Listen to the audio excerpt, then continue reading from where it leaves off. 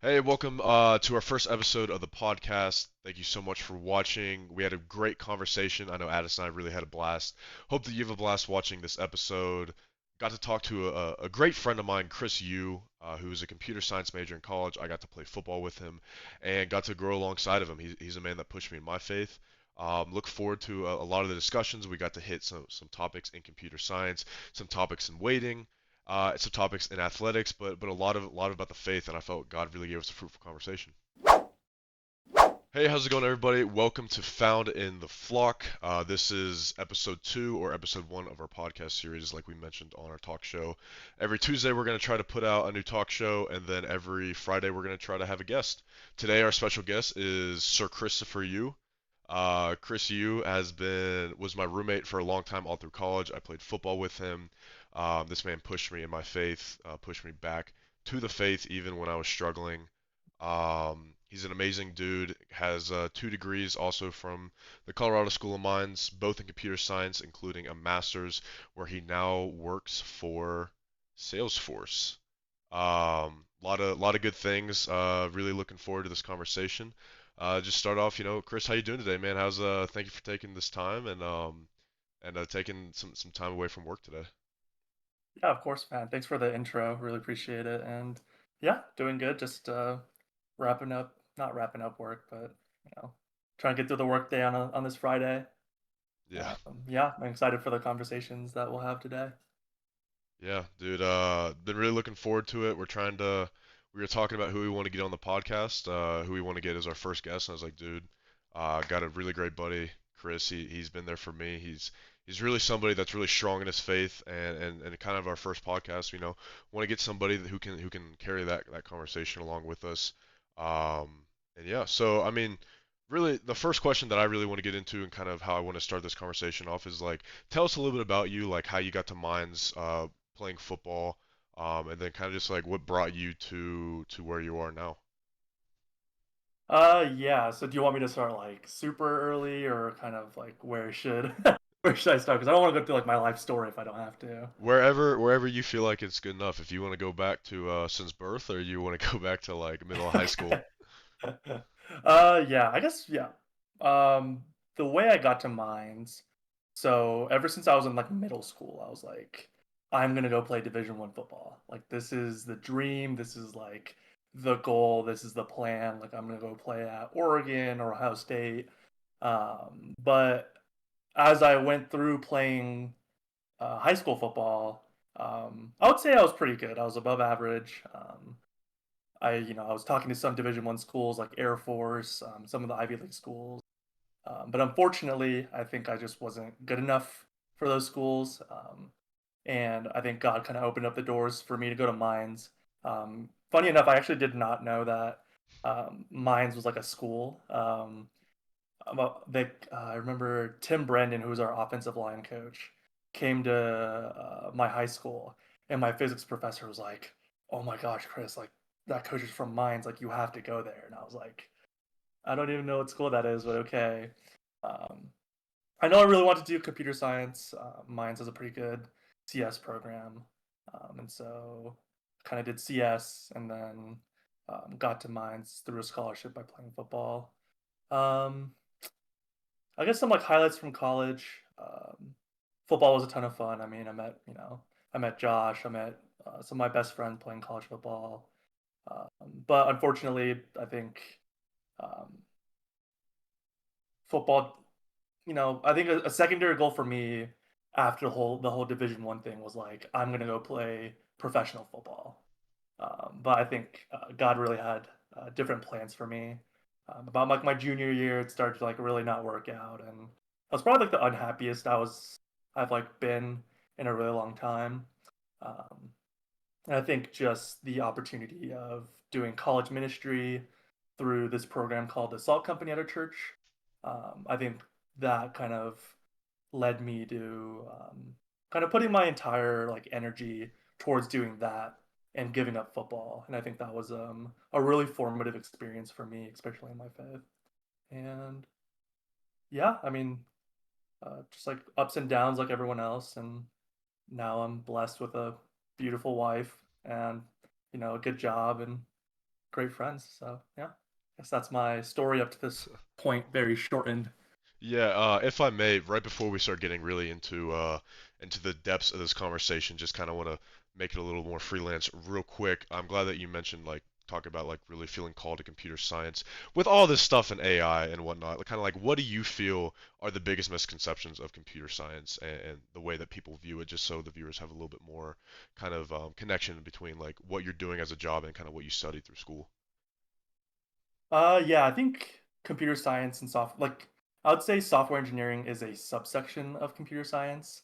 Like just because you do computer science doesn't mean that like you're gonna be a software engineer. That's like, there's other tracks like being a data scientist, being like a machine learning engineer. Like web dev is kind of a little bit different than software engineering, and so um, it's also brutal right now with the job market. I mean, a lot of these big tech companies are really shifting towards like replacing entry level or lower level jobs with AI. And so I think that's definitely something to take into consideration for anyone that, wants to get a CS degree. I think definitely in the past, there's been like, the idea of like super high pay, like a super flexible work-life balance. You're not really going to be working 80-hour weeks when you're in, working for these big tech companies. But, that's kind of not the truth anymore, especially after the mass layoffs in like 2022. And so, yeah, I mean, if you're in it, definitely, there's a lot of tools out there to help you find jobs. But I don't know. I don't want to say, look for a different degree if you're like super passionate about it, but definitely don't go into it for the money because you'll be disappointed, especially in this job market right now. Yeah, do it because you love it, man. Yeah, yeah, for sure. So you talked a little bit about like how you came to be like who you are now. When did you know to like when did you come to know Christ? Was it in college? Was it before college? Yeah, so it was when I was really young actually. My parents grew me up in the church. And I think I was about 6 or 7 years old. But after, going like, Sunday school every week, and just like seeing how like fervent my parents were in their faith was pretty inspiring for me. And so I like did like a lot to try and like build my own faith, whether that's like, devotionals or really trying to understand the word. And yeah, like I said earlier, about when I was like 6 or 7, I kind of forgot the exact year. Um, I remember talking to my mom, and I was like, "Yeah, mom, like I want to give my life to Christ. Like I think, I believe that He died for my sins. I'm forgiven. That He rose up on the third day, and like this is what my life, like this is what I want to base my life off of." Um, and yeah, I would say that's how I came to faith. I definitely think um, over the years, as I played football, I kind of like lost my way in faith. I was very focused on like, oh, glorifying myself, making sure like I'm the man, like I'm the one who's gonna get all the glory, um, and like kind of strayed away from my faith a little bit during those times, especially in high school. Yeah. Um Now similar story. I knew Christ since I was young. My parents took me to church and I definitely got away from it. I don't know if it was completely sports or just the college life, but I eventually made my way back too. So Yeah, that's it's pretty awesome. cool. Yeah, yeah. Yeah, kind of piggybacking off that, kind of a two-parter. When did you really feel like, and it could have been like just that kind of like dip of that you talked about, but when did you really feel that your relationship with Christ both became personal, and then as well on top of that, like how did you see your prayer life develop, both from your time in high school, from your time in college to your time now, especially like as you mentioned with having a wife and how you approach those conversations with the Lord? Yeah, yeah, that's a great question. I think let's see. I would say my time kind of like later-ish in college, like my junior, senior, my senior years, and like kind of doing my master's. Ever since like Storyline Church started like their college ministry, like their young adults, and then there's the Salt Company, which is their like dedicated college ministry. I definitely think a lot of things that changed for me was that idea of having like a personal relationship with Christ. Um, like my prayers definitely became a lot more personal. It used to be for me, it was very much just like oh, like Jesus is like he's there, but he's like distant. He's not like he's gonna like answer my prayers if I pray hard enough. But like a lot of the times, especially when I was younger, I was like, oh, like I don't feel like Jesus is like with me. And I think that like one of the biggest examples of like, the whole prayer thing was like for years I like prayed about like my parents and their relationship, and for gosh like 19, 20 years I just like never heard like anything from like God, like in the relationship, like I won't go into like too many details, but like just like wasn't great. And I think that was kind of a reason I strayed away from my faith as well, was like this is like such an important thing for me, but like it feels like Jesus is like not going to answer this prayer for me. But then yeah, just that idea of like having a personal relationship with God and with Christ. It's like um, God will provide to you like whatever you need. It's like that passage in Matthew. It's like if you seek, you shall receive. Um, and so yeah, I would say that's just that like more personal like conversation level prayer is a big thing that's changed for me. I think doing the Storyline Institute, which is like a year-long theology class, really helped me to solidify my faith. Kind of crazy, but like when I was younger, I like didn't put two and two that the Bible is like one big story. Like for me, it was like, oh, the Old Testament, and like, oh gosh, like God looks like God seems so angry in the Old Testament, and then in the New Testament, it's like, oh, he sent Jesus, and he's like, you know, he's like so much more forgiving. But I realized, oh no, it's the same God through and through. It's like this, the stuff we see in Genesis about the Garden of Eden, like that's what God is trying to get us back to. He's trying to make us back into His people. He's trying to get that presence back with us. And so um, yeah, sorry, that was a little bit of tangent, but That's good. that's like kind of the thing, the biggest things for me. I think that helped me to kind of solidify my faith and then um, you know increase my prayer life. That's awesome, man. Yeah, I mean, I'm here. all I was gonna say, I can let you kind of get a little more into it, Addison, and any questions you had for him. But all I was gonna say is, being on the side, kind of watching you develop through college was awesome. Getting to watch you develop in your faith, like I said, helped develop me in my faith. Like there was a long time, sophomore year of college, that I was just like, it was hard to believe, it was hard to pray, it was hard to go to church. Felt like I was fulfilling these things that I need to do simply because it's Yeah, just what I need to do.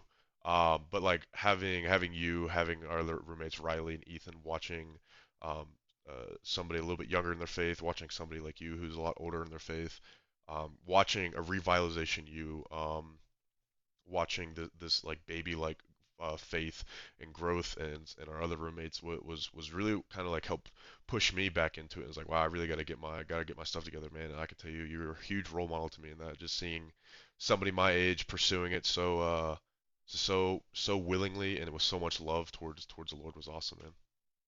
yeah, I appreciate that, dude. Yeah, I mean, I agree with you on that point as well. I think it was really cool to see guys in our house that were either like super new believers or like didn't really have much of a faith life. Just seeing that like that burning passion and like seeing that like revival in their lives, that was really cool to see. And yeah, I mean the same to you, man. Like as one man, I was like as iron sharpens iron, one man sharpens another. And I can definitely say that about you as well. I think you pushed me to be a better man in my faith, and I think you're taking a lot of steps in your relationships that I really admire. So Thank you, man.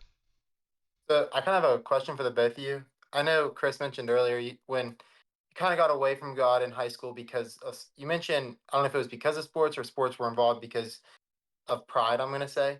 When you yeah, guys got to college, did that change? And for the two of you, did playing college football help with your faith, or did it play a factor at all in your guys' faith? yeah, you go first, Josh, if you want.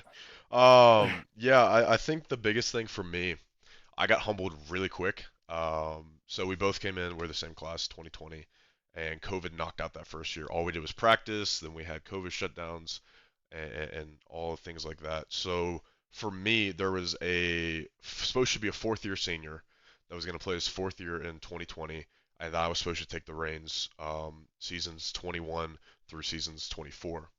And with COVID for Division Two, we didn't play. So basically, everybody got that COVID year or another redshirt and got to come back the next year. And so in 21, it became more of an open competition. It was like, you know what, like the guy who's before me fulfilled his role, and now it's time that we're gonna dive into both your time academically and athletically. Like take this time and like it's gonna be an open competition. Some things happened. I ended up getting the starting nod for week one, but I got benched at halftime. And so I kind of got a huge whiplash of like I mentally prepared myself. I was gonna wait in 2020, regardless COVID or not, and then it was gonna be my job. And getting it stripped away from me really kind of woke me up to like, okay, if this is already what it's going to be like, then I'm not going to have any control over this, and feeling a lot of frustration in that 21 season. But alongside of that, getting to kind of be in the background really helped me kind of, like I said, almost reorient my mind on the field, but also kind of like my faith in Christ, because as I started to play again is um, when I started to get a little bit more revitalization in my faith. So 21, my sophomore year, is when I was really getting in the dumps of it, both academically, athletically, and spiritually. And then season of 22, which would have been my true junior year, is when things started to come up. I was playing. I was starting to really kind of dive into my own faith, getting to spend time with Chris, other roommates, spend time with you, Addison, on the side, and that really helped. And then something, Chris, that you can might be able to touch on as well. Um, but what was something that was really cool that Mines did is we always prayed before a game, and we would leave the locker room and get into the little tunnel that we'd have walking out to the field. And I don't know, you can correct me if I'm wrong, Chris, but I don't know, season of 21, we probably had 20 to 30 guys, maybe 40 if we were lucky. Yeah. This past season, we might have had out of a whole 120 roster, maybe 20 guys that stayed in the locker room. Like our circle was so huge that it was a hard time. Our chaplain was having a hard time speaking loud enough for everybody to hear, and just seeing that in in a football team was awesome. Seeing how many guys started coming to our church at Storyline and all that was awesome. Sounds like a Yeah, good problem. Yeah. yeah, that's really good. Um, yeah, I would say for me, college football definitely like bolstered my faith in a different way. I was kind of on the same boat as Josh. We had this superstar running back, Mike Zeman. He's a like Harlan Hill finalist. He holds like a bunch of Division II rushing records. He like holds like all of mine's is like rushing records and touchdown records. And so I think my sophomore year, I was the number 4 running back, but the two guys ahead of me ended up getting hurt, and so about a third into the season, I was the number 2. And I thought I had, a pretty good season. And, that kind of made me feel like, oh, like, I think this is the place that God put me in. Like, this is where, you know, I will quote unquote glorify his name. But I think selfishly, like, still, like, deep inside, I was like, oh, like, Mike only has a couple of years left. And then, like, I can, like, fight to be the starter. And, I can be, like, the guy. But I think God used college football to really humble me in that aspect. The year after, I was like still kind of a backup, and then I dropped to like the number 3 spot, and then the year after that, like I was not seeing more playing time, and then like my senior year, I was like the number 4, and I was like, as a senior, you should be a backup or the starter. Like that's how it was always was in my mind. In high school, like I started for 3 years. I was like a backup like my freshman, kind of like my sophomore year. And so I thought it was gonna be the same thing in college. But I think God definitely used college football to like teach me that, you know, I shouldn't be relying on the things of this world, and I should not be trying to like make my own way or like my own plan. Because like I still have like the notes in my phone. Like I had, freshman year, all these goals, sophomore, junior, senior year, like all these goals, and like, some of them were like, win the Harlan Hill, or like be a Harlan Hill finalist, like rush for X thousand yards. And I was like so set on, achieving those goals. But, you know, I think God was trying to teach me that, like, those goals like don't matter. What Right. he's trying to like get me to do is like way better than, winning like a Harlan Hill trophy. And so yeah, like one day for me, like Josh can testify to this, but like we were supposed to have like a Saturday scrimmage. I like came back from skiing the day before, but I think God, uses people to like speak to you, and then after like a lot of, this was like years in the making, but like after a lot of like discussions with really close friends, like my the gal who's my wife now, and then like people from church, it was like, man, like this is not worth it anymore.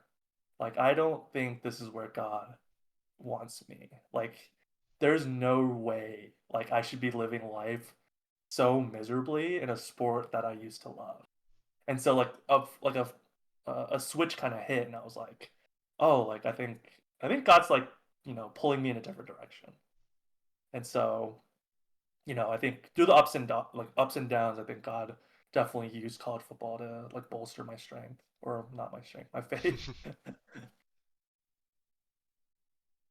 Yeah, no, that makes complete sense. I'm gonna say similar in a way of like I had my goals, didn't reach a lot of them, and um, looking back, at least on my high school self, I would have been so satisfied with those goals.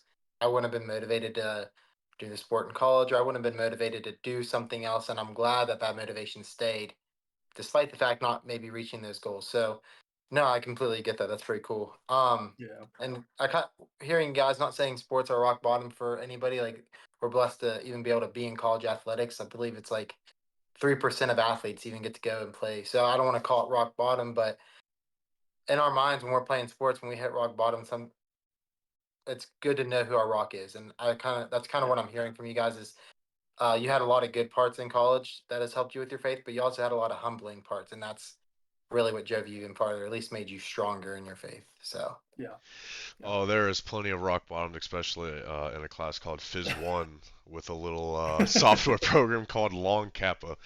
If there is any physics majors or anything that knows what Long Kappa is, God bless you. yeah. That They was know. terrible. They know the struggles. Actually, if you don't mind, Addison, would you be okay if I turned that question on you and kind of like what was your journey through college athletics? yeah, so going into college, I wasn't supposed to wrestle due to a medical condition. I ended up going in the room, competing with some guys, and after 2 years of being in the room and help coaching, I decided I want to go ahead, give wrestling a shot. I'm going to regret it if I don't. Um, and similar to you guys, I had a lot of highs, and I also had a lot of humbling moments. And I'm not going to give wrestling strictly the credit for my faith, but just college athletics as a whole because I was in college athletics, I had the opportunity to meet this baseball player named Isaac Miller. He kind of mentored me in my faith. He had a couple Bible studies, uh, taught me a lot, opened my eyes up to a lot of things, and I didn't listen to him at first because I was like, dude, I can do this, this, and this, which may have been true, may not have been true. But he didn't stop, and he did it in a loving way to where he helped me kind of come back to Christ. And one of the biggest things he taught me was the Bible. And I know, Chris, you mentioned really you got a lot of or you understood a lot more in that theologian class. Sorry. Yeah, Um, for me, I kind of made up my own God. So like I was like everything happens for a reason type of person where there's like strictly that quote like oh something's good's gonna happen. But I'm not saying that's not true, but eventually once I started reading the Bible, I understood who God was, and it was through the college sports. Now, wrestling wise, uh, I had the opportunity to lead the prayer before our matches. And we started that and we kept with it. And once we did that, I actually got to see we had a lot of transfers that year. I got to see who was Christians and who was in their faith, and that's kind of what built. Uh, then the following year, FCA, which God also put on my heart to take that over, which I still don't know why I was not equipped whatsoever. And I know He doesn't call the equipped; He equips the called. But That's kind of like, I guess, my short version of college athletics and college wrestling, of kind of just having that mindset of not being scared to start something because God has your back. But I had to, in order to know that, I had to learn what the Bible was and learn who the true God was, not the one that I was kind of making up in my head. Yeah, that's awesome. Yeah. Um, if you don't mind, kind of slightly switching away from athletics for a quick second. I know obviously you are heavy into CrossFit now, Chris, and spending multiple hours there a day. How do you take that same approach that you take in the gym, that determination, especially for longer workout days that aren't like for me, right? When I'm working out, I'm still only in the gym 40 minutes to an hour just lifting weights, but CrossFit is much more of a demanding sport and asking you to have the strength with the flexibility with the cardio.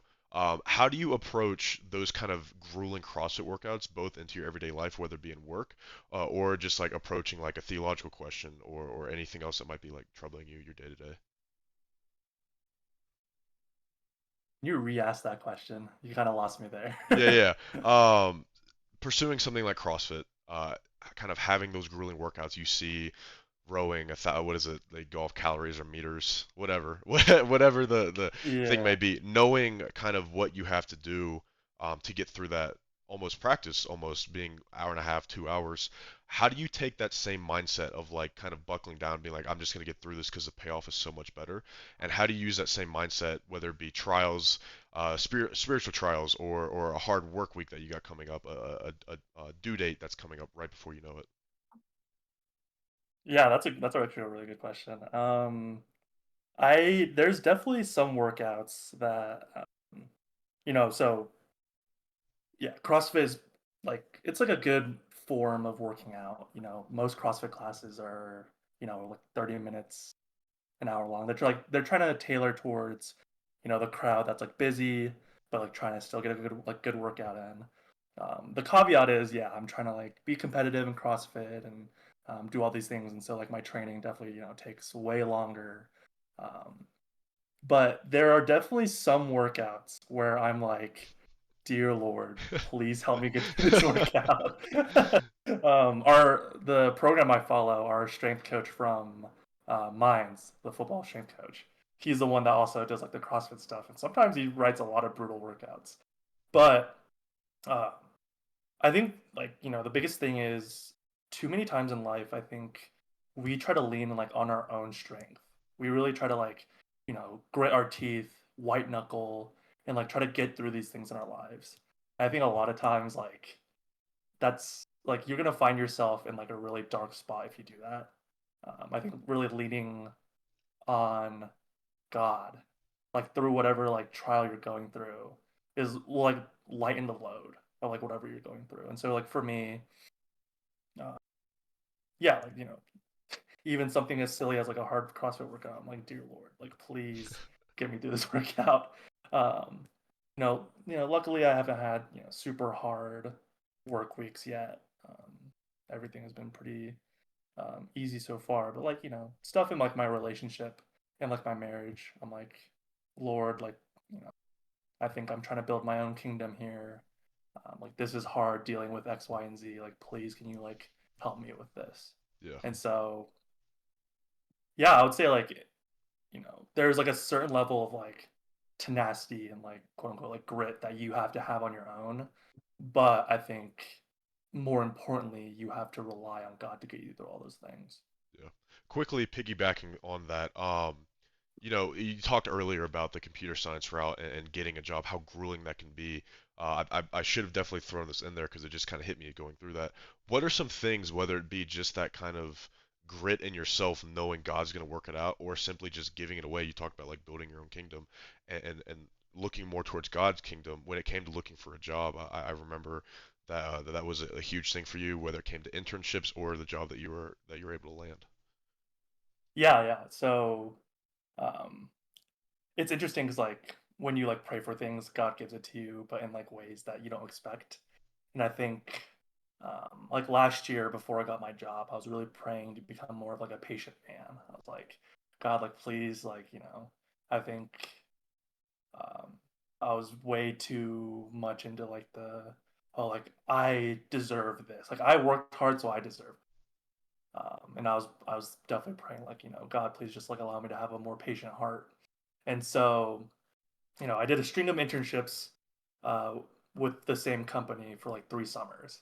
And so after all that, I was like, oh, like a full-time job, like this is guaranteed. Like I worked so hard during those summers that, I should get this.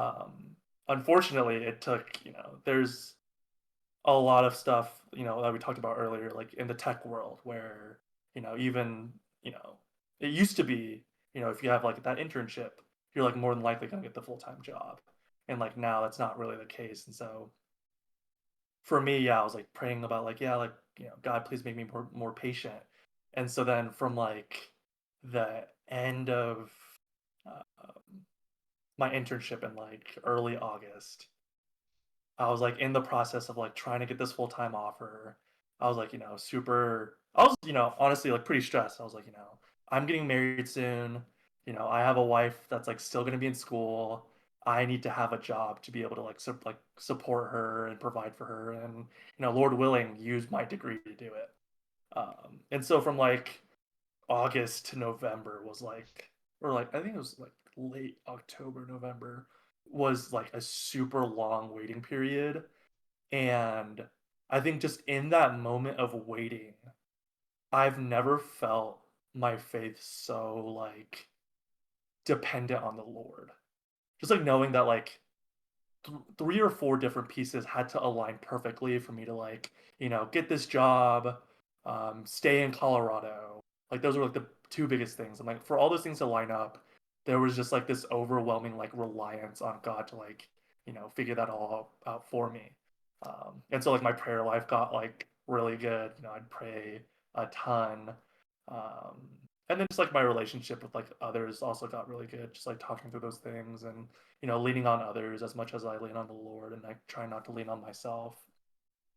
And so, thankfully, God, put everything together, and I was able to get the job that I wanted in Colorado, and like I was able to, I'm able to like provide for like my wife and myself. And so, yeah, I would say, just the reliance on God definitely helps you get through those things. Yeah, definitely, it's a hard thing to do, especially putting into practice. You talked about not wanting to build up your own kingdom, but trying to trust in God's kingdom. And we talked about that on Yeah, our first talk show. Like waiting's tough. It really yeah, sucks, like flat out, especially like humbling yourself for that long. And yeah, man, yeah. it was awesome to see you both get that job opportunity, but also to kind of see how you didn't let it shake your faith. Yeah, I appreciate that. I think another thing too is like I was talking to my wife about this, but it's so easy to say that, right? It's so easy to be like, "Oh, like I'll just trust in God. Like Hmm. God's got it." Yeah, But to like actually believe uh actually like believe in your heart that like, "Oh, God is going to like figure this out all out for me." That is like such just like a different level of faith that you have to have. Um but yeah, waiting does suck. yeah, That's yeah, for sure. Yeah,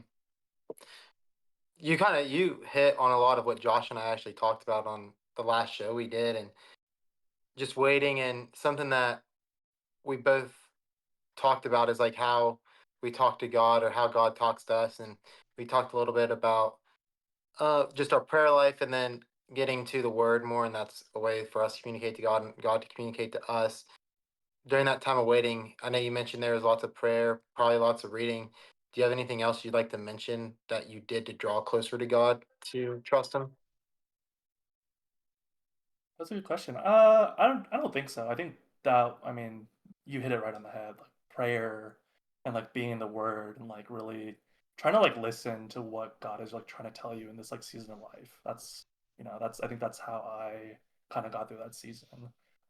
And also just like being in Christian community also helps a lot too. Like the Yeah, people that's that were like, yeah, like my classmates or like my teammates in like our theology class, my wife, Josh, Riley, like my best friends, like leaning on those people and like really having those conversations um, helps you to like kind of like recenter yourself and like calm yourself down as well. Because like if you're like by yourself, I'm a big overthinker. Like if like some things like don't go my way, or like you know like silly things. If I get like a text from someone and it like sounds kind of weird, I like overthink everything.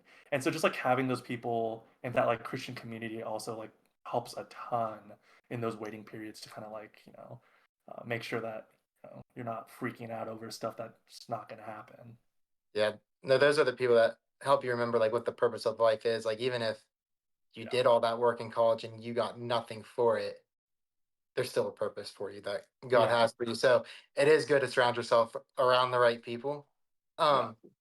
Kind of going back to the athletics topic, because I did want to hit this question, definitely before we end here is, uh, what is advice you'd give to like young Christian student athletes right now when it comes to keeping their faith and still doing the best they can in their sport? Like, you're allowed to work hard in your sport. You're allowed to do your sport the best you can and still not have it as an idol and having God first. Like, do you have any advice for young Christian athletes in regards to that? Yeah, I would definitely say the biggest thing is finding that Christian community.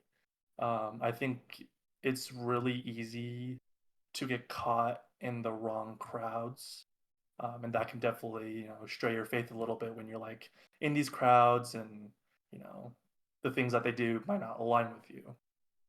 Right. And so definitely, finding like a local church that you can build community with. Like I think that's definitely a big thing for student athletes that most of the times are away from home. Like they're not going to have their parents with them. They're not going to have their friends from high school that might have been Christians, and so definitely finding that church will help you kind of just keep yourself accountable with all those things. Like if you have those Christian friends, they're going to ask you like, "Hey, how's your faith doing? Like, what can we pray for you?" And you'll also get like that mentorship if you have kind of like more of that intergenerational church. You'll have older guys mentoring you and kind of challenging you in your faith. And I think another thing, I think to address the second part of the question is like, man, like God has bigger plans for you than just playing sports. Right. Like sports is like such like kind of we mentioned earlier, like sports is such a blessing, but it's like not the end goal. Like sports is kind of just like the avenue to like get a better education, to meet new people, meet new friends, and ultimately to spread the gospel. Like that's what the ultimate mission should be. And so I think the biggest thing for student athletes is like to like look at yourself and realize what your purpose is. It's to spread the gospel. It's to make disciples. It's like not to be an all-star pitcher or the all-star quarterback. Like all those things are good. Like wherever God has you, work super hard, um, and He'll just open the next set of doors. But just realize that like your identity is not in sports; it's in the Yeah. Lord. Yeah, and if I can interject real quick, something that you brought up that that I wasn't even thinking about, is you talked about, you're leaving all your friends, you're leaving everything that's comfortable, you're leaving your church and all that.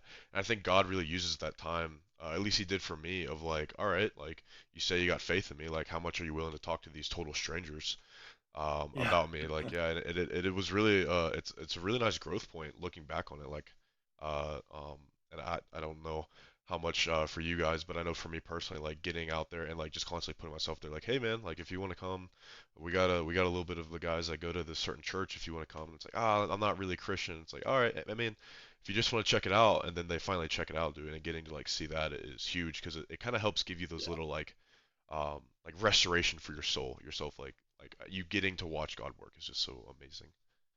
yeah, yeah. That's a good point.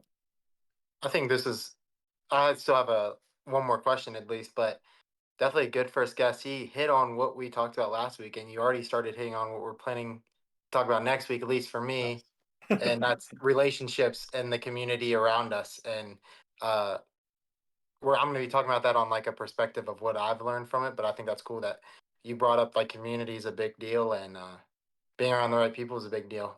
And speaking around being the right people, you're married, and Yeah. so my question for you is: for someone that wants to get married in the future, what's been the biggest lesson you've learned so far in your marriage? Yeah, man, that's a good question. Answer carefully. Yeah, yeah. I mean, yeah. Thankfully for me, my wife and I have been dating for we dated for about 5 years before we got married, and so like since high school, she was that like person that I could like always fall back on. I know that's like not the case for a lot of people, and I realize how blessed I am to be in that situation.